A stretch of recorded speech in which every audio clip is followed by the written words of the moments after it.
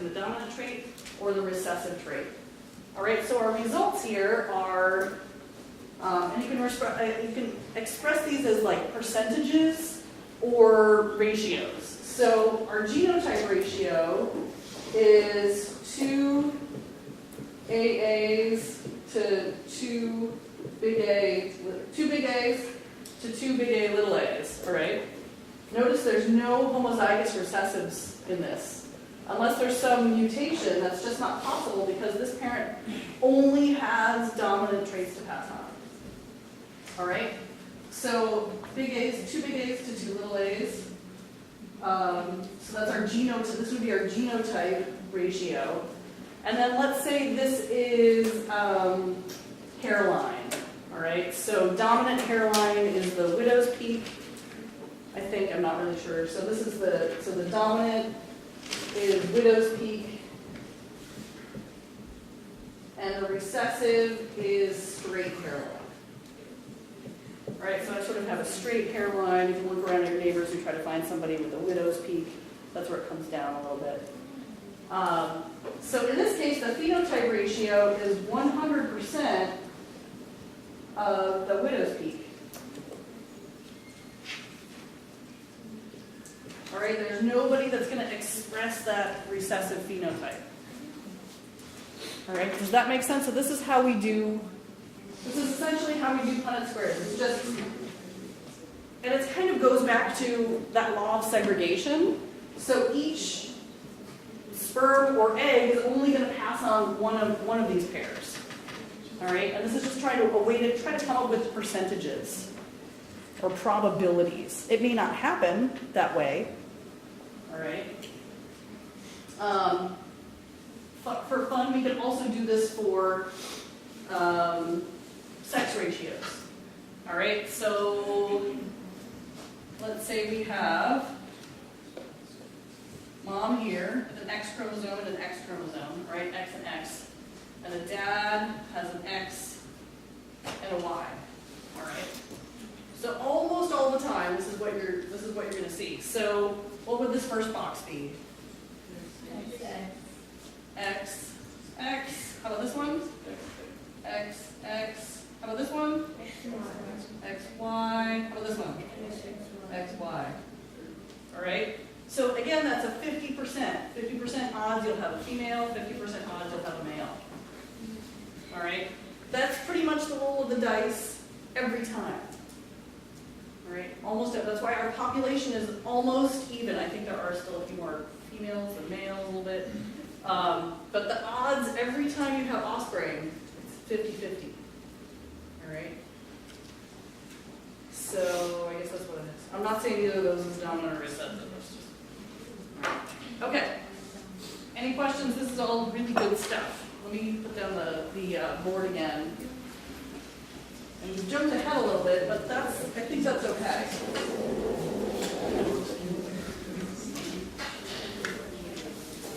All right, so just to give you an idea of what this looks like, this is a sort of an idealized stretch of genes. So like I said, you have thousands of these pairings. And for one gene, you might be dominant homozygous. For another gene, you might be heterozygote. For another gene, you might be homozygous recessive. That's why we all look different. Although we still all have characteristics that identify us as human. We are bipedal. We have 2 legs, 2 arms. Most of us have hair and 2 eyes. And there's just things where you look at us and you're like, oh, that's a human. All right? You're not going to confuse us with like a dog. All right? At least as adults. If you look at us in uterus, you can't tell whether we're like a fish or a chicken or a cow or a person. It's really kind of cool. Okay, so that's like a whole other lecture in and of itself. All right, so this individual, this is one gene from one parent, 1 chromosome from another parent, and for this pairing, what are they? Homozygous dominant. How about this one? Homozygous recessive. And this one, they've got a copy of each, so they're, in that case, they're a heterozygote. All right? All right, so it's our law of segregation, da da da da. All right, so again, phenotype is the physical appearance. So if we go back to that first example of flowers, the flower color would be the phenotype. So the way I kind of remember this is phenotype, physical appearance. Phenotype, physical appearance. And then genetic makeup, what those letters are, is our genotype. Genotype, genetic makeup. And our Punnett square helps us calculate possible offspring ratios for both of those two. All right, so that's what the Punnett square is going to help us do a little bit later on in class. All right, phenotype versus genotype.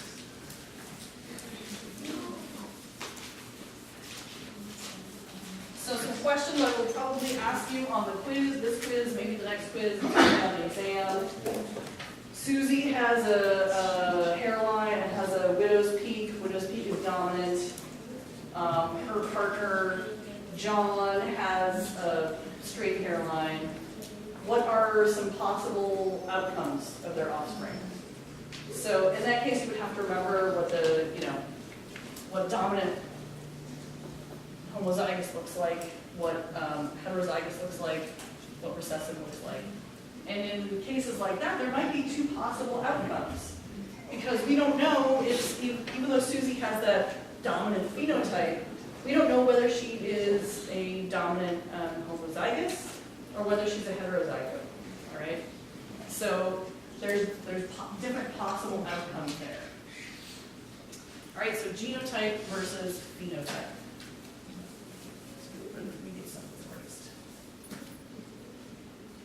And that's, again, what our Punnett squares are going to help us calculate. So there it is. All right, so a Punnett square, that's how you spell it, P-U-N-N-E-T-T, is going to highlight those four possible combinations for one particular allele pairing. All right? So each square is going to represent an equal probability of the offspring. All right? So in this case, in this particular square, we had two heterozygotes. So let's just draw that one out. I know it's up there, but sometimes it's better to work at it. And in the handout I would have had plenty of space for you to sort of draw out some of these different Punnett squares. So I recommend challenging yourself with trying to draw out Punnett squares at home. All right, so let's say you've got that combination. So remember that first generation, there was the P generation. P generation was composed of organisms that were either homozygous dominant or homozygous recessive. So their offspring got one copy of the homozygous, of the dominant trait and one copy of the recessive trait. When you cross those individuals, they were all heterozygotes. So if we do, I'll try to make my little lowercase p here easier to see. So let's say this is crossing our F1 generation, and we want to figure out what our possibilities for our F2 generation are. And this will explain why we got 3 purples and 1 white. All right, so what's our first box here? What's the combination? Yep, Christopher. Homozygous dominant. Homozygous dominant, that's right. So big P, so big P, big P. How about this second one? Heterozygous. Heterozygous, big P, little p. How about this one? Hetero, that's right. And how about this final box? Homozygous recessive, right? So the lowercase p plus a lowercase p. We'll sort of do that. All right, so our genotype ratios in this case are 1 big P, 1 homozygous dominant, to 2 heterozygotes. All right, 2 heterozygotes, and 1 homozygous recessive. 1 P, P. All right, so these are sort of like frequencies. You can also do these with percentages. So 25% big P to 50% big P, little p to 25% little p, little p. So notice that when we do these percentages, they add up to 100%. All right? So another way we can do this is 1/4 big P, 1/2 big P, little p, and 1/4. All right, sort of 3 different ways of saying the same thing. All right, so it's sort of 1 to 2 to 1, 1/4, 1/2, 1/4, 25%, 50%, 25%. That's the genotype ratios. What do the phenotype ratios look like? They're not going to necessarily look the same. Sometimes they might look the same, they might have the same numbers, but in this case they don't, because we have that heterozygote in there. So in this case, it's purple versus white. Purple versus white. So we have 75% purple and 25% white. All right? Or a 3 to 1 ratio. 3 purples to 1 white. Does that make sense how I came up with those numbers and those? So this would be the phenotype. So there may be questions on a quiz or an exam that ask you for the genotype ratios, and there might be some that ask for the phenotype ratios. So it's good to remember which is which, how to calculate them, etc. All right, genotype versus phenotype. And I probably got some more in here to practice as well, so don't worry. We'll get some practice in. All right, again, we had our first generation, which are homozygous dominant or homozygous recessive. Second generation, all heterozygotes. And then that third generation, we had some organisms that are homozygous dominant, some heterozygotes, and some homozygous recessive. So back to the question of how do you know what the genotype is? For these organisms, we know what the genotype ratio is for the white one, because if it's expressing the white phenotype, it can only have 2 copies of that recessive gene, or recessive allele. For these others, we won't really know until we start breeding them what those copies are. So that's actually a good question. So say you have this group of organisms right here. What would be a good way to figure out what the genotype ratio is for those 3 purples? Anybody have any ideas?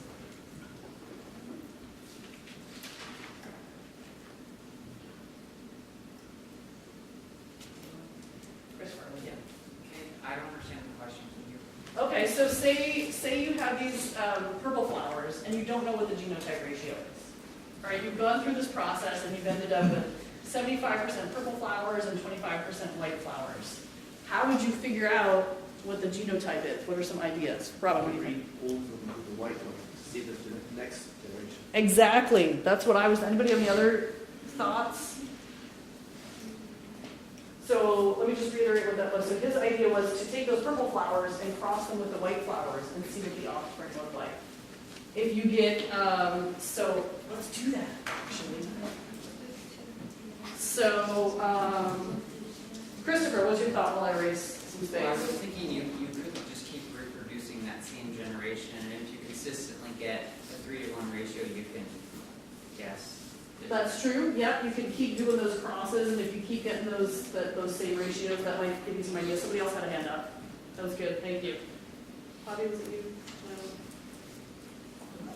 You over here? All right. So let's say we have our good old Punnett square, and we know for sure that those individuals have a copy of which allele? The purple ones.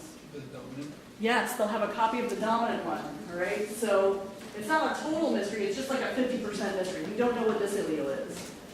So Robin's idea is to cross this individual against an organism that's homozygous recessive. All right, so there are 2 possibilities for this outcome.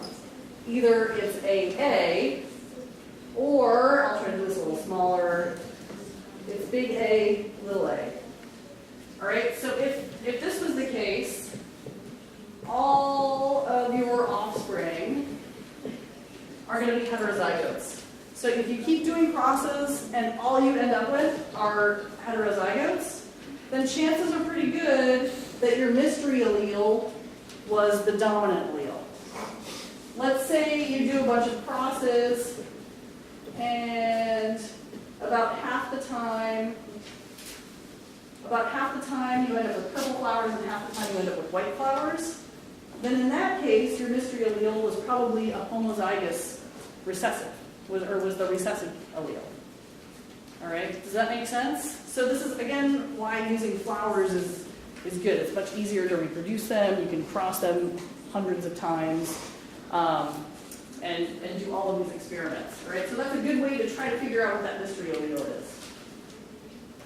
Okay, cool. All right. Sweet. Okay, so let's do a little review. What are genotypes and phenotypes? Good thing to remember. And then I'm going to have you do 2 different Punnett squares. Jot down 2 different Punnett squares. You can do it with your neighbors. Right? This is your turn to practice doing these on your own instead of just watching me do it. It's kind of like driving when you're just a passenger. It's hard to remember where you're going. But if you're the driver, it's easier to build your mental map on how to get somewhere. All right, so what I want you guys to do is do 2 Punnett squares, one for a cross between a homozygous dominant and a homozygous recessive, and then a cross between a heterozygous and a homozygous dominant. All right, work on it and talk to your neighbors and see if you guys can do the same thing. And then give me the genotype and phenotype ratios for each of those. Okay, go.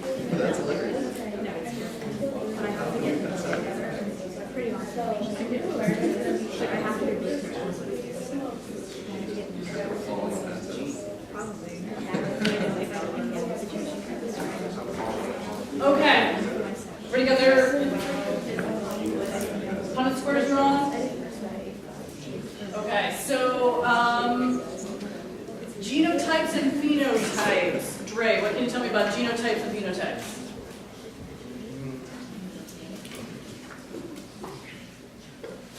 So genotype is the genetic makeup, and phenotype is the physical appearance. Exactly, thank you. So physical appearance is phenotype, genetic makeup, what letters they have, what are those allele pairings, that's the genotype. So when I ask you to draw Punnett squares, I'm going to ask you for the genotype results and the phenotype results. So this time, instead of me drawing this, because I could draw these all day, I'm gonna ask for two volunteers, not really volunteers, conscripted volunteers from the audience. So Daniel, would you mind doing this one and sort of talking us through this one, including the results and the genotype and phenotype frequencies?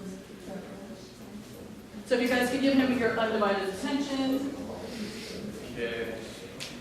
That looks like A, M, Excellent. and two more today.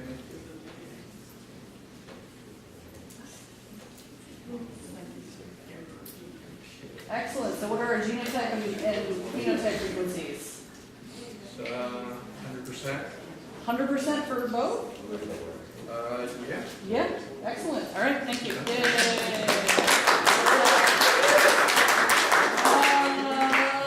Natalie, do you want to come up and do the second one? Fantastic.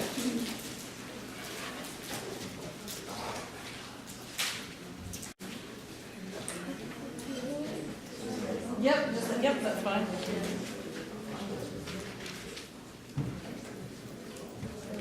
What's up? Thanks.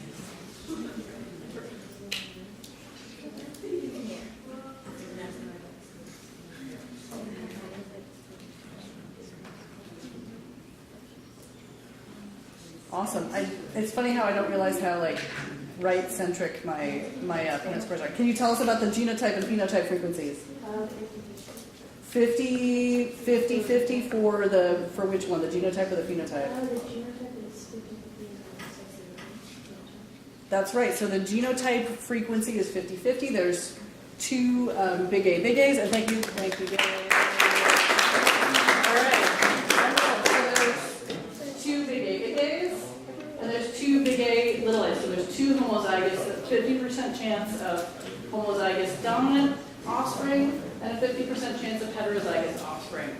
But again, the phenotype ratio here is 100% whatever the dominant trait is. All right, so each of these boxes has at least one capital letter. That means every single offspring will express that dominant trait. Cool. All right, any other questions about those? Thank you. All right, fun with Punnett squares. All right, what are we doing next? What's happening? All right, so now it gets kind of fun. We get to start to think about how we use these results to think about our own traits, how we pass our own traits on.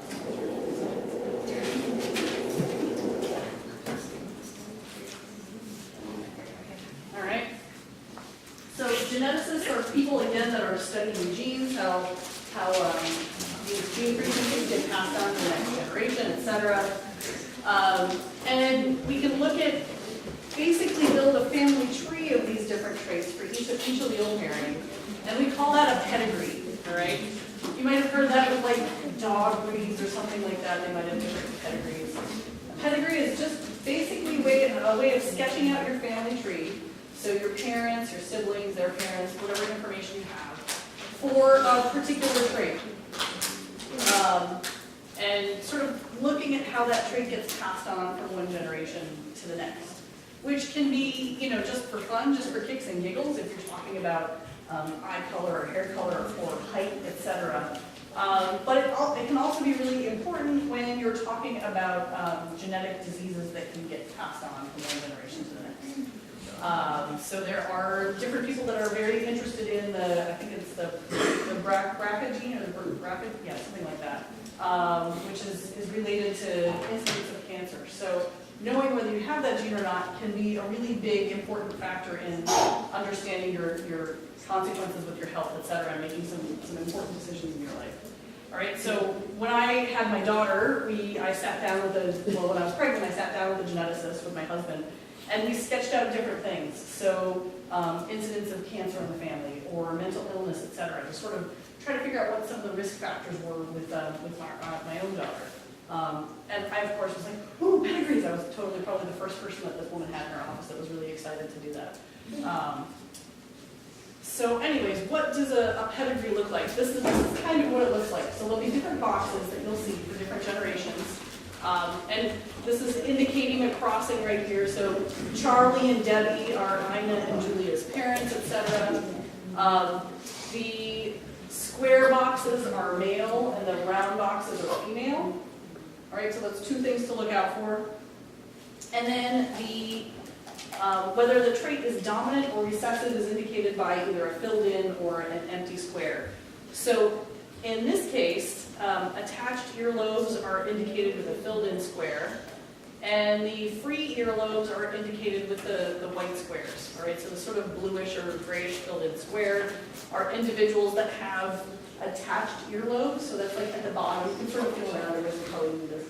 You can feel around, and if your earlobe kind of attaches totally to the bottom, you have an attached earlobe, and that's the recessive trait.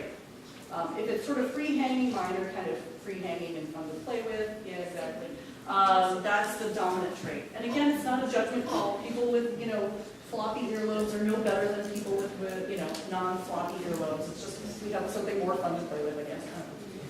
So anyways, this is a family tree, and looking at just one trait, all right? It's just that one allele pairing. And for some people, we were given, so on a test, you might be given a certain lineage, and you're asked to sort of figure out the mystery genotype, okay? So we know the phenotypes, all right? So we know that Hal has free earlobes, and Gabe has attached earlobes. So right away, you can start to fill in the individuals with that express the recessive trait. We know they can only have 2 copies of that recessive allele, so they'd be lowercase. All right? And you may need to say, okay, I might give you a test where, okay, we need to figure out what Debbie is. We know that she's expressing that dominant trait, but maybe we're not sure if she's homozygous, dominant, or if she's a heterozygote.